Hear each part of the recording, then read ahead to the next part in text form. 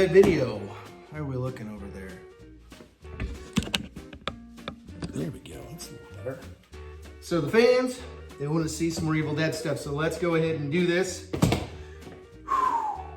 What is up, Evil Dead fans? In this video, we're going to talk about these. Can't see chainsaws. Right here, we have the Ash versus Evil Dead. How come every time I say Ash, it sounds like ass? Let's do that again. Now this is the Ash. I swear that sounded like ass again. Do it again. So right here we have the Army of Darkness chainsaw. It has ashes. Ash. That's his name. We also have, why is this so tough? And again, we have ashes, whatever. There's always somebody driving by right there. Always somebody driving by. The post-apocalyptic chainsaw right here. As you can see from a million times before, for me showing it. As you can always, a working pull cord, which is really cool, from Ash. Ash versus Evil Dead. Ugh. What is up, Evil Dead fans? No. Why can't I just do something like this? You know, just bring back the old Feline the Cat, that character again. Why can't I do that? Did I have that down there? That's the good question. What is up, Evil Dead fans?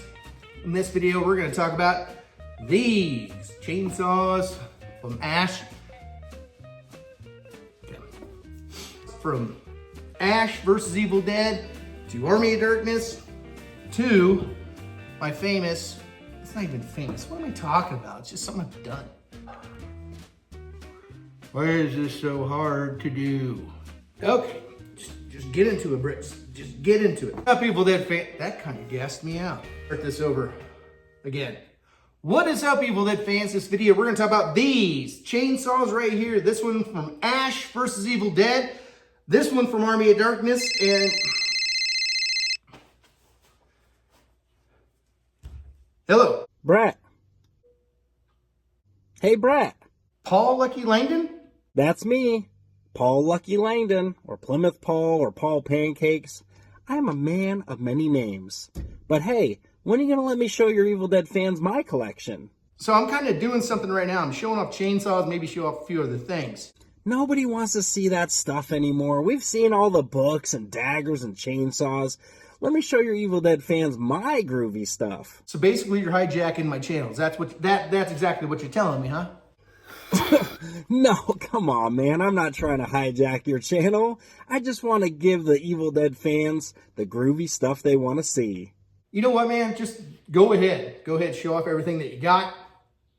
Take over the channel for a little bit. Give something that the Evil Dead fans want to see. Well, I appreciate that, sir. Thank you very much. I'll go ahead and take care of your Evil Dead fans for a little while. You stay groovy, Brett. Later. What's up, Evil Dead fans? This is Plymouth Paul, and we are sitting in my 1973 Oldsmobile Delta 88, nicknamed the Classic by Sam Raimi. This is not a screen-used car. This is a tribute that I built.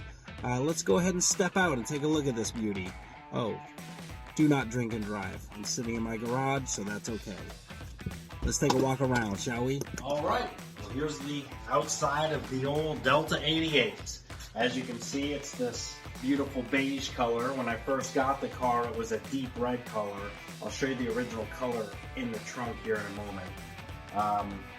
I had to prepare this for a convention back in 2019 and had 2.5 months to blow this car apart and do all the sanding and the prep work and primer. Brought it to a friend who had a paint booth to spray it all for me, and then I had to reassemble the car. So 2.5 months, had to get that thing ready for a convention. Everything, the car was in really good shape, only a few dents I had to address. There was some rust in both rear quarter panels of the car that were addressed, and there's a little rust in the trunk floor. Other than that, she's not a bad car. But here, let me show you what's under the hood.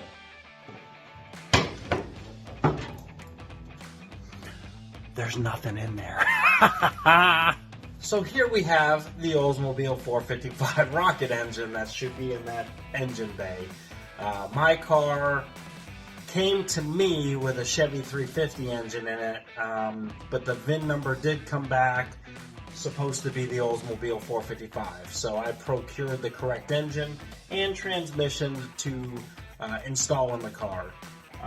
This engine has seen better days. It's going to need a new timing chain set and really just kind of freshen this motor up before it goes back in the car. Rear main seal, oil pan gaskets, valve cover gaskets, new plugs, wires, just going to go through the engine. Transmission, it was a running and driving drivetrain, so I have hopes that I can put it back in the car and be squared away. Let's go ahead and take a peek in the trunk. I hope there's no bodies in here.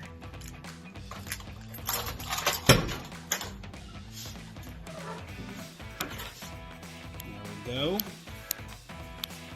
We have got some signatures from the cast members and crew from the first Evil Dead, with Bruce Campbell, Sam Raimi, and Ted Raimi signed this back in 2019. And then I just recently had Betsy Baker sign, and along with Teresa Tilley sign, just 2 weekends ago actually. This red here was the original color of my car, and so all I did was basically put a sticker over that original red color and painted the car yellow, and then pulled the sticker off and then clear coated it all. So yeah, quick little glimpse here in the trunk. Let's go look at some other stuff. Ah, God, it gets me every time. Ugh, I mean, look at that face. Here he is in all his glory. The 7-second screen time Evil Dead 2 deer. Made all of this out of mostly taxidermy supplies. This body here is a taxidermy deer form. It's made out of foam. Up here by the mouth, I had cut the jaw open, dropped it down, used a 2-part foam to rebuild this neck area back in. I carved out the inside of the mouth here and used upper-lower jaw set along with the tongue, and the ears and eyes here from a taxidermy store. The antlers are the only thing real on this deer. Was a super fun build. I used the hair just from Hobby Lobby. I still want to dirty it up a little bit and do a little bit of work to it. Also do a little bit more airbrushing here on the face and the head. But so far, really happy with how we turned out. Used my skill saw and jigsaw to cut out the shield. Again, want to do a little bit more work to that, maybe a new one, but so happy with this guy. He's pretty cool. Let's look at some other stuff. So this piece right here is something I hold near and dear to my heart. This is an Evil Dead 2 chainsaw replica that I personally built 100%. Used a real home light body and all the images I could find online. I've since been informed about the brackets or the cuff for the hands. I'm going to modify that. But so far, this has been the coolest thing that I built. I built this in 2015 for Bruce's horror convention up in Chicago. And they had 10 Evil Dead cast members at this convention, and I got them all to sign my saw, and then it proceeded from there. Why don't I take my chainsaw and get more autographs on it? So from that 10 in 2015 till 2024, I've got 22 total signatures on this saw, and out of the 22 total signatures, I've met 20 of the people who signed it. I did send this top handle off to get Don Campbell, Bruce Campbell's brother, to sign it, and also Scott Spiegel out in California. He doesn't really do conventions. Agreed to sign the handle if I send it to him. So I'll like to go over some of those with you with a little bit better detail. All right, let's talk about this pretty cool saw here. So the bar of the saw is powder coated. I did myself at a tech center. Powder coated it in red and then black, and then I spritzed the red powder on top of it to give it, you know, blood look. And then I had a laser engraver burn through the actual powder coat to get all of their names inscribed on the bar of the saw. Really cool effect.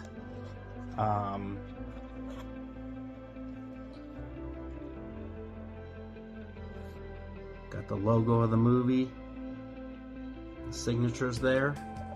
So I also have some Ash vs. Evil Dead. We got the $6 Million Man on there, along with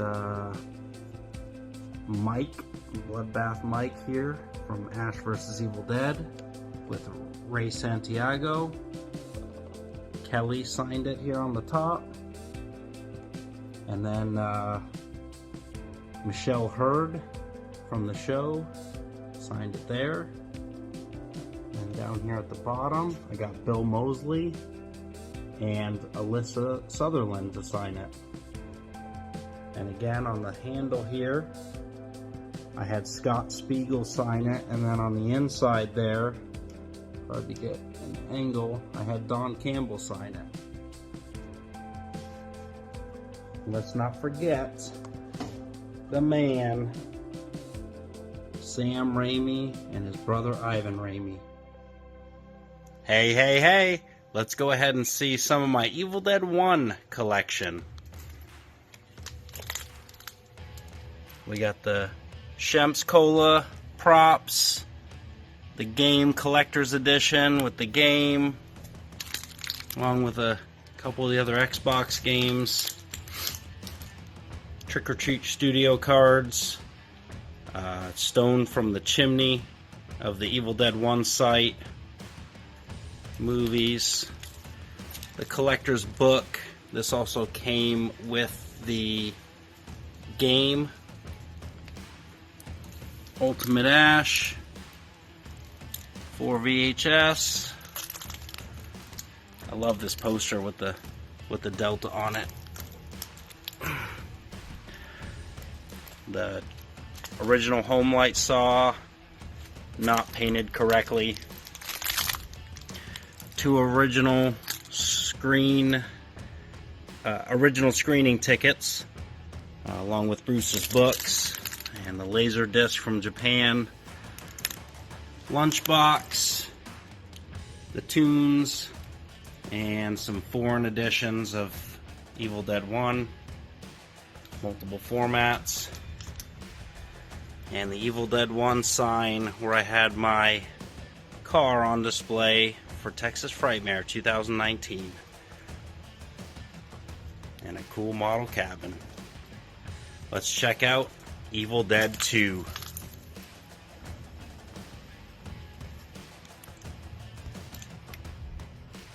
Alright, got our little cabin display here, kind of fun. We've got Evil Dead 2 Blu-rays. I've got some foreign DVDs here, the Groovy box set, a couple of VHS tapes, and got the English and Japanese laser discs here. Coming on out here, we got my chainsaw that I showcased. Over here, I got to give a shout out to Chris Pollock for the correct cuff there. I got a fun little musical print here. Got the one figure. I got some of the game, Evil Dead 2, the board game. Haven't played it. A lineage cover here with some pins, a book, and this. Now my wife and I have retreated to a small beautiful wonder here. Here I continued my research undisturbed by the myriad distractions of modern civilization and far from the groves of academia. I believe I have made a significant find in the Let's go to Army of Darkness. volume of ancient Sumerian.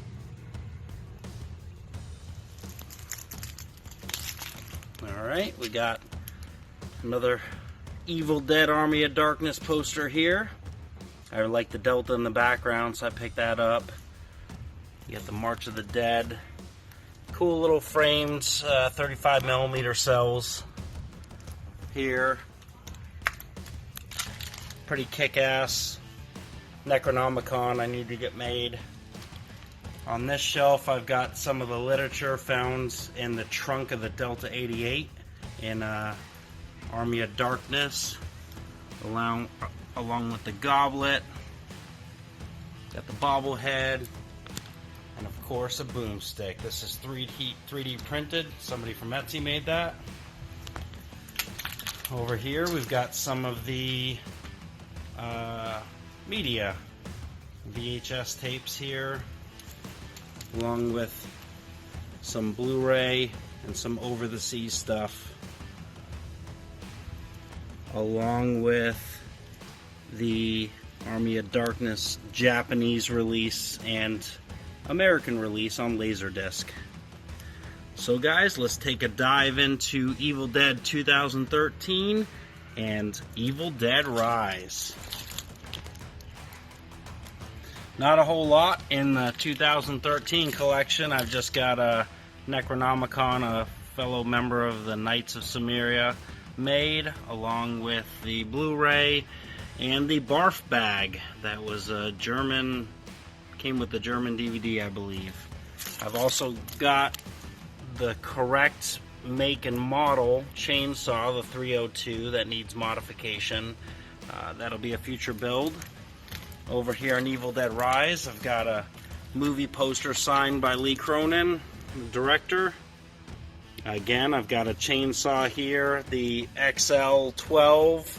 It's the same as the very first chainsaw in the very first film, just painted Delta 88 beige. So that's pretty awesome. And then I've also got the steelbook copy along with the US release and Mom's Linguini. Now, you might be saying to yourself, Paul, you went out of order. You went from Army of Darkness to these two movies. Well, that's because I saved the best for last. And my favorite series, Ash vs. Evil Dead. You got both of the puppets here, possessed, non-possessed. I take them out of the box and let my child play with them. Got the Groovy collection that I've already showed. Eyeball from Brock and the grill of the car. A couple of figures, and of course, the one and only Brett's Groovy Chainsaw, Ash vs. Evil Dead. Amazing. Fits on your hand great, just an amazing piece.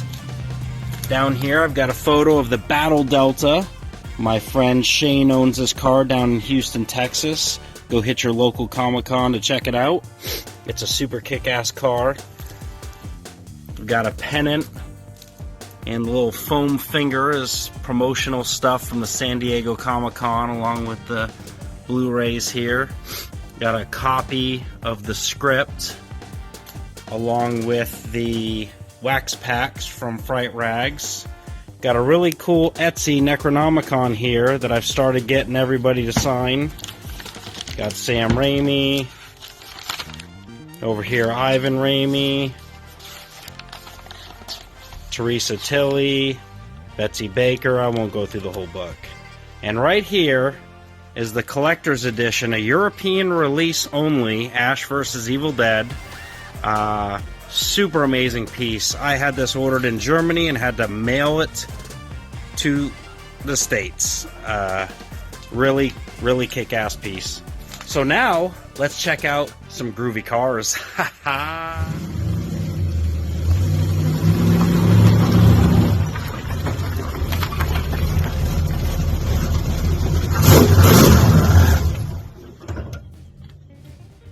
Now, asking yourself, what the hell is this thing? Well, this is Christine's ugly sister, Betty Ann. This is a 1957 Plymouth 4-door custom Suburban. It's got a big block 440 in it, made it to a 727 3-speed transmission, and an ultra beefy 8 3/4 rear axle. All the drivetrain is out of a 70s era Mopars, much better than the 50s stuff in my opinion. My goal for this car was to keep the original patina, as you can see, and have it be a good daily driver or local cruiser. Only gets about 8 miles to the gallon, but that's miles to the gallon. Started working on the interior, the seats, powder coating the dash and all the trim. So far, the car's coming along great. Got 3-inch white walls, Diamondbacks, and I love this car. It's a lot of fun.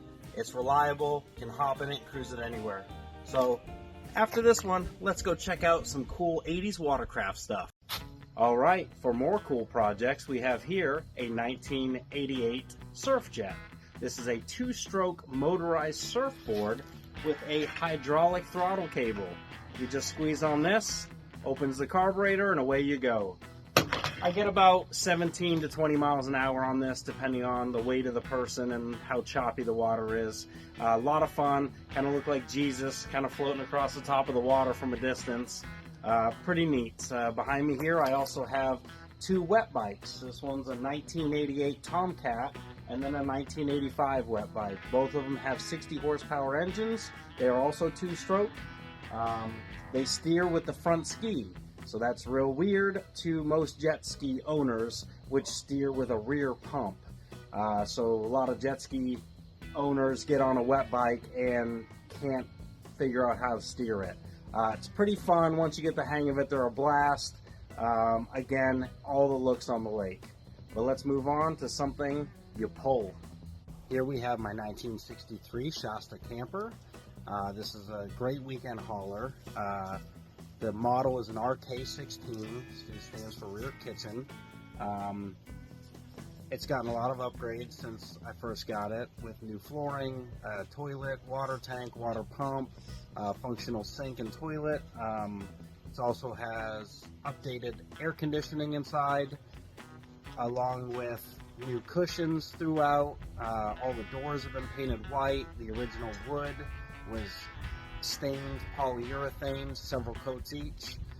It's really sharp inside. I did add a digital babysitter, aka a TV and Blu-ray player, but they look retro as well, so they fit inside there. It's got fresh wheel bearings, tires, went through the entire thing, upgraded the electrical system.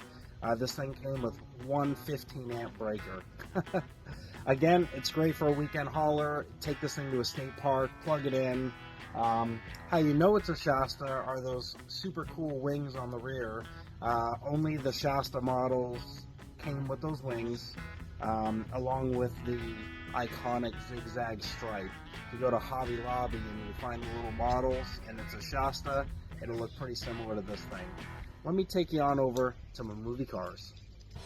I know, you're thinking to yourself, why does he have another early 70s giant 4-door sedan on his property? You know why? Because this is the damn Bluesmobile, the famous car from the Blues Brothers movie back in the early 80s, late 70s. This car is a 1974 Dodge Monaco 4-door sedan ex-police car. That's right, this is a DK VIN number car. The D stands for Dodge and the K stood for police package. This does have the 440 big block, the beefy transmission, and the 9 1/4 rear ends. This car was left to die in a salvage yard.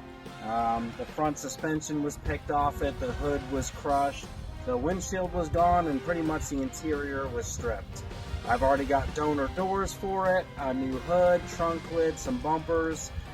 Already started collecting some parts. Nobody cares about these cars, so a lot of these got crushed, and unfortunately they're very hard to find. It's a 51-year-old car, but just a super cool car that John Belushi and Dan Aykroyd cruise around in the movie, and just the movie is awesome. The music, the action. So anyways, this will be up soon. It'll get a push guard with the painted star, the correct paint, and we're gonna get this 440 back up and alive, just like Betty Ann back there. So let me take you on over to this guy. Okay, this might just look like some ordinary pickup truck. That is not the case. This is a 1979 Toyota pickup truck that I'm going to convert into the Toy Story Pizza Planet truck. I've got a rocket for the roof. I'm going to modify the camper shell to be more movie accurate. Hell, I've even cut out the extra letters on the tailgate so it just spells YO. This is a super cool truck. I'm excited to get back into building a mini truck. I've already done a lot of fabrication up front. I'm going to paint the engine bay, but I've already cut and Z'd the frame. Even built an air suspension in this thing.